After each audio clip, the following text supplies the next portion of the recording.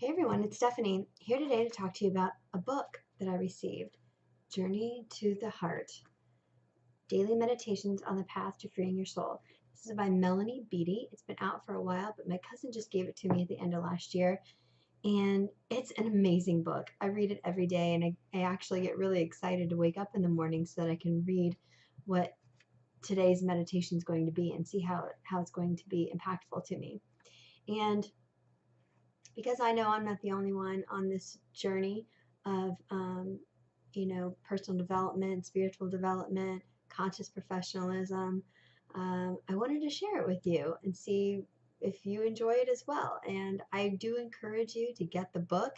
There's a link below, so you can just click it and go buy it. It's such a good book. I really am excited to share it with you. So let's go ahead and get started. March 5th, today. Operate from desire, not will. There are times when we need to force ourselves to put one foot in front of the other and do what needs to be done. But when we operate that way for too long, we can become separated from our heart, separated from our desires, instincts, and healthy inclinations, separated from that part of us that lives and loves naturally, separated from joy. After years of grieving the loss of my son, I needed to come back to life. To do that, I had to force myself through the motions of living, those acts that I knew would create a good life for myself and my daughter. I was operating from sheer will, and that will was struggling hard to overcome the desire to give up. After a time of doing that, though, I noticed that forcing myself forward had become habitual. Somewhere along the journey, I had forgotten about relaxing, trusting my heart, trusting my desires to carry me through. I became tired of forcing myself, tired of pushing through. I realized something else. It was safe to let go of willing my way through life. I had climbed the mountain. I was over the top. I was coming alive again. I had survived the toughest time. It was okay to relax and trust the guidance and desires of my heart. It was safe to relax and enjoy life again, to celebrate being alive. If you've been operating from will, that was probably what you needed to do at that point in your life. It helped you survive, learn the lessons, get to the place where you are now. But it no longer fits. Not on the journey of love, not on the journey to the heart. Contemplate this. Let desire and inclination replace will. Let your heart and soul lead you forward. Then trust that they will, and trust where they lead. Let living from your heart's desires reconnect you to joy. Good stuff, right? Wow. I mean, so much of this resonated with me that putting one foot in front of the other and doing what needs to be done. I mean, who feels like that with everyday life, with working and young children, a marriage, all of the stuff you're just doing to survive your way of life? How many times do we stop and say, geez, what do I want? How am I feeling right now? What would make me feel great? Am I really connecting with my family and friends and my work? Or am I just going through the motions every day? I think so many of us look back and say, what happened to the last month? I have no idea. I can't even remember what I did, where I went, what I ate, who I talked to, what projects I worked on. Everything's just a blur. Another thing that resonated with me was I had forgotten how to relax. I had forgotten about relaxing, trusting my heart, trusting my desires to carry me through. I became tired of forcing myself, tired of pushing through. I mean, it's exhausting. How many parents and coworkers do you know that just say, I'm exhausted all the time? I'm exhausted, and I don't really know why. Well, the reason is because we're going through the motions and we're not connecting. We're not connecting to the things that we want, those things that we're passionate about.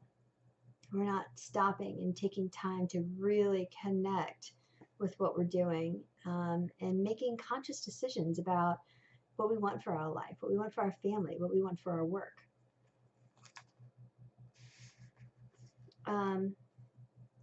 Also, I realized something else. It was safe to let go of willing my way through life.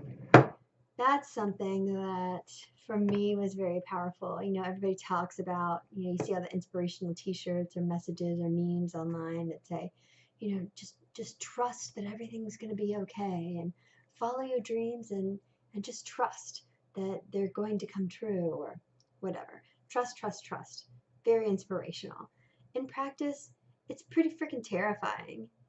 You know what I mean? You jump off a cliff and you don't know what's going to happen. You make these decisions, and then you're just supposed to trust that everything's going to be okay, but you don't really see a light at the end of the tunnel. You don't really know what's going to happen. Well, I'll tell you what. I had some transitions that have happened over the last couple years, and I made the decision to trust. We talk about it. I hear about it. I tout it, and I was like, you know what?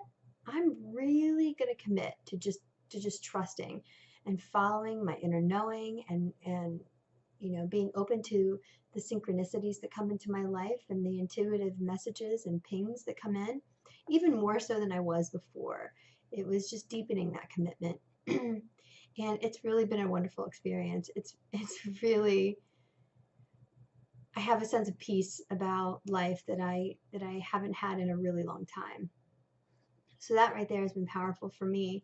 I'm not sure if you've experienced or not, or if you've allowed yourself to kind of let go of control, which, I don't know about you, but I've always been taught to be in control and be safe and be secure and do the right thing and check this box and, make sure I'm living in a certain way. And when I said, you know what, that's kind of against how I actually work as a human. I've been taught to be type A, but I'm not really type A. When I decided to kind of let that all go and still work hard and move forward, but just trust the process a little bit more and allow myself to be led by my internal knowing, rather than my brain thinking. Things fell into place in a way that was unsettling at times and hard at times. But when I came out of the other side, it turns out that it probably was for the better. And that's something else that you have to come to terms with as well, or I had to come to terms with as well. But anyway, I mean, I thought this was a really powerful meditation. It's my story. It's your story too, I'm sure. And I just felt compelled to share it with you, so I'm sharing it with you. Let me know in the comments what you think about this meditation, and if you'd like to hear more from good old Melody. Journey to the Heart, again, link below. Click it, buy it. Let's talk about it. It's so great. So yeah, I'll be back when the inspiration strikes, and I guess we'll talk soon.